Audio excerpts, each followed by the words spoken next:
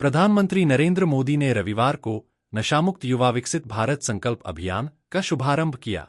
यह राष्ट्रव्यापी अभियान अगले 100 सप्ताह तक चलेगा। वर्चुअल संबोधन में प्रधानमंत्री ने कहा कि युवाओं को नशे के जाल से बचाना और उन्हें सही दिशा देना विकसित भारत के निर्माण के लिए बेहद आवश्यक है। प्रधानमंत्री ने कहा कि स्वस्थ, मानसिक रूप से मजबूत और आत्मविश्वासी युवा ही विकसित भारत की सबसे बड़ी ताकत हैं। उन्होंने बताया कि इस अभियान की शुरुआत पिछले वर्ष काशी से पायलट प्रोजेक्ट के रूप में हुई थी, जिसमें 125 से अधिक आध्यात्मिक संस्थाओं और कई सामाजिक संगठनों ने सहयोग किया। अब इसे राष्ट्रीय स्तर पर लागू किया गया है।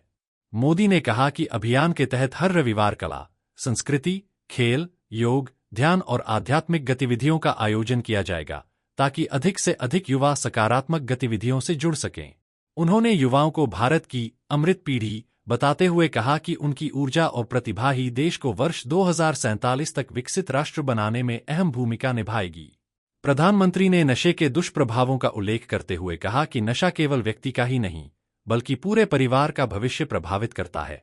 उन्होंने यह भी कहा कि दुश्मन देश और आतंकी नेटवर्क ड्रग्स की तस्करी का इस्तेमाल भारत के युवाओं को कमजोर करने की साजिश के तहत करते हैं, इसलिए इस खतरे के खिलाफ समाज को एकजुट होकर लड़ना होगा।